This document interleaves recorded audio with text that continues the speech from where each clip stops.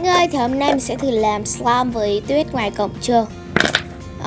Thì mình đã làm hai video về làm slime với tuyết ngoài cổng trường rồi. Thì đây chính là video thứ 3.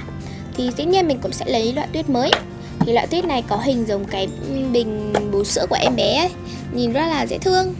Và hình như là nó có giá 4.000. Ngày xưa thì 5.000 nhưng có lẽ là vào hè ấy, thì ít người mua cho nên là giảm giá còn 4.000. Thì tại vì là người ta nhập tuyết từ lâu rồi ấy, cho nên là khi mình đến đấy mua thì chỉ có 5 lọ thôi. Thì 3 lọ đã bị hỏng rồi, kiểu để lâu quá ấy. Chỉ có 2 lọ được thôi. 3 lọ còn lại kiểu nó vón vón lại ấy, nhìn nó cứng lại như là đất nặn luôn ấy. Nó kỳ lắm, cho nên là mình chỉ mua được 2 lọ thôi. Và đây nhá. Thì mình khá là bất ngờ ấy, tại vì là mình chỉ cần trộn một lúc thôi thì tuyết nó tơi tơi ra chứ không có bị vón cục như thạch như là những cái loại tuyết ngoài cổng trường khác. Thực sự luôn, đây là điểm ấn tượng đầu tiên của mình thấy khá là thích ấy. Nó tơi kiểu nhìn rất là thích mắt chứ nó không bị vón cục như tuyết ở hai video trước mình đã từng làm. Mình cho hơi nhiều nước ấy, cho nên là khi trộn với slime thì slime sẽ bị mềm ra. Nhưng mà không sao. Mình trộn với slime này nó sẽ bị mềm ra. Thì mình sẽ lấy lọ thứ hai ấy. Lọ tuyết thứ hai thì mình cho ít nước hơn một chút nữa. Thì slime sẽ trộn lại và ra một cái chất nó không bị dính tay, cũng không quá mềm ấy. Nói chung là bù trừ cho nhau.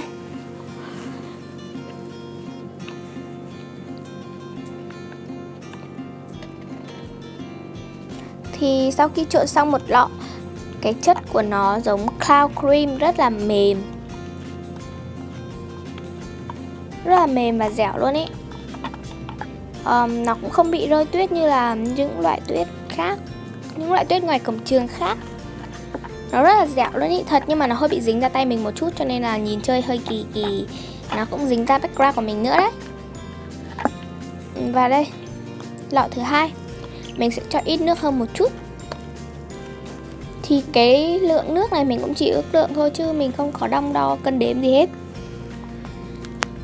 Đây mọi người có thể nhìn thấy không? Mình chỉ còn nhồi một chút là nó bắt đầu tơi tơi ra luôn chứ không bị vón cục. Đây là một điểm mà mình rất là thích. Đây nhé. Thực sự luôn, không thể tin được cái tuyết này nó rất là rẻ thôi, không có đắt mà được cái kiểu tơi tơi thế này là mình rất là bất ngờ luôn ấy.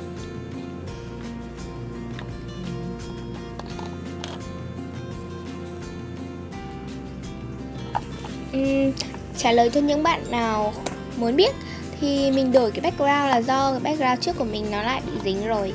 Mình không hiểu sao mỗi khi cái tấm kính ấy mình dùng được một khoảng thời gian là bắt đầu chơi slime bắt đầu bị dính tùm lum tùm lá ấy. Chắc là do dùng nhiều ấy, chơi slime nhiều trên đấy nó mình cũng không biết đâu. Thì đây chính là kết quả nhá. Mình hơi buồn một chút là nó bị thiếu tuyết, cho nên là nó cũng chưa hẳn là cloud. Nó rơi cũng không được đẹp ấy, tại do là thiếu tuyết ấy.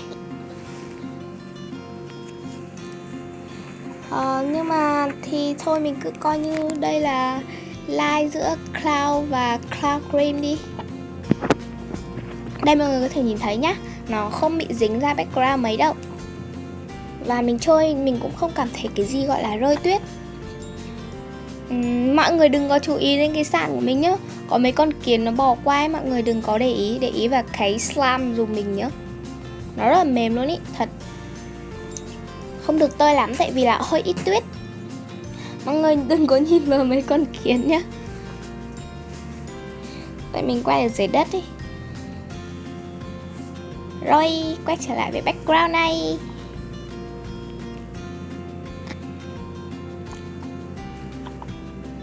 Mình khuyên mọi người nên mua cái tuyết này nếu mà ngoài cổng trường của mọi người có ấy. Sự là thích nhất trong 3 loại tuyết mà mình đã từng làm. Nó cũng không bị dính ra tay nhiều mấy đâu, nó chỉ bị dính vài hạt thôi. Và hạt tuyết của nó cũng không có quá to và cũng không bị rơi tuyết nhiều. Mình chơi hầu như là tuyết nó không bị rơi đâu. nó chỉ dính vài hạt ra tay thì thôi, chứ nó không bị khó chịu hay là gì đâu nhá. Cho nên là mọi người cứ yên tâm đi. Và còn cái mùi, quay video cho đã rồi quên không nói mùi. Thì mùi của cái tuyết này hơi bị khó chịu, nhưng mà khi mình trộn vào cái slime thì mùi slime đã át đi cái mùi tuyết ấy, áp đảo ấy, cho nên là không còn ngửi thấy mùi khó chịu của tuyết nữa.